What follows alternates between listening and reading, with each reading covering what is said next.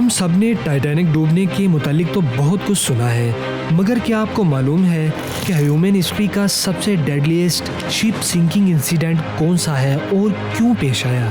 एक ऐसा खौफनाक हादसा जिसमें टाइटैनिक से 7 टाइम्स ज़्यादा डेथ्स हुई, मगर शायद आपने इसके बारे में कभी ना सुना हो। आइए इस हादसे की तफसील इस वीडियो में जानते हैं। जर्मन फौज ने पोलैंड पे वर्ल्ड वॉर 2 के स्टार्ट में ही कब्जा कर लिया था और अपने बहुत सारे शहरियों को इधर बसा दिया था।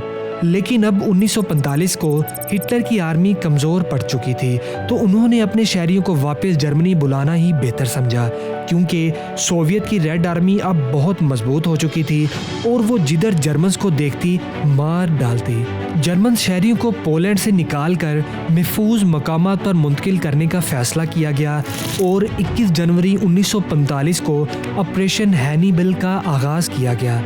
इसी ऑपरेशन के सिलसिले में 30 जनवरी की शाम विल्हेल्म गस्टलोफ 10,000 मुसाफिरों को लेकर गॉटनहाफन पोर्ट से निकला। याद रहे कि ये जहाज़ 2,000 मुसाफिरों के लिए ही बनाया गया था, मगर चूंकि ये आखिरी ऑप्शन था तो इसमें 10,000 के करीब लोगों को सवार कर लिया गया। इसके बाद सफ़र का आगाज़ किया गया। इसी जहाज़ के कैप्टन फ्रेडरिक पैटरसन ने इसको 22 किलोमीटर फी घंटा की स्पीड से चलाने का फैसला किया।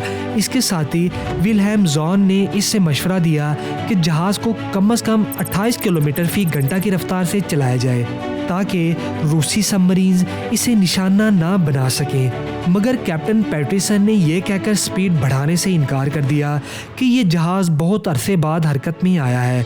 चूँकि इसमें बहुत ज़्यादा लोग ओवरलोडेड थे, तो इसे ज़्यादा स्पीड से चलाया नहीं जा सकता। कैप्टन को दूसरा मशवरा ये भी दिया गया कि जर्मनी की कील पोर्ट तक पहुंचने के लिए गहरे पानियों में से गुजरने की बजाय साहिल के साथ साथ चला जाए, ताकि अगर किसी हमले की वजह से जहाज़ डूबता भी है तो लोग तैरकर जान बचा सकेंगे। मगर कैप्टन ने ये तजवीज़ भी रद्द कर दी, क्योंकि साले समुंदर पर रूसी फौज ने बहुत सी माइंस लगा रखी थी, लिहाजा वाहिद ऑप्शन गहरे समुंदर में से गुजरने का ही था। सितम ज़रीफ़ी ये कि गस्टलोफ के साथ हिफाजत की गर्ज से चलने वाली दोनों शिप्स को किसी न किसी वजह से वापस जाना पड़ा। ये सफ़र अभी जारी था कि शाम 6 बजे कैप्टन को खबर मिली कि जहाज़ के रास्ते में कुछ छोटे छोटे बैरी जहाज़ मौजूद हैं। इस पर कैप्टन ने जहाज़ की लाइट्स ऑन कर दी ताकि टकराव से बचा जा सके, और यही वो इकदाम था जिसकी बदौलत जहाज़ सोवियत सबमरीन की नज़रों में आ गया।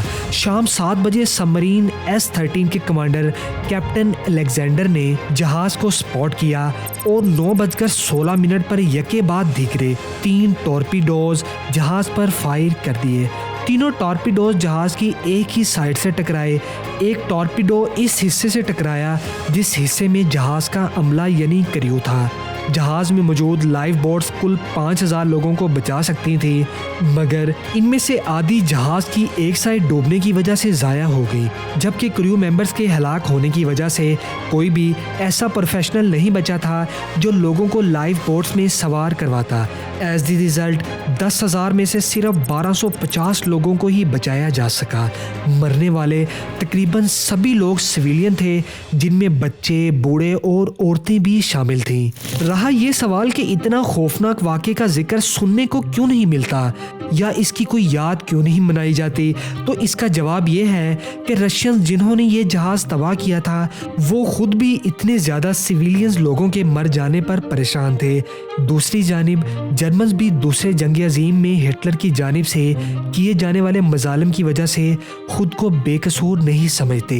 यही वजह है कि खौफनाक हादसे को एक तलख याद समझकर बुला दिया गया।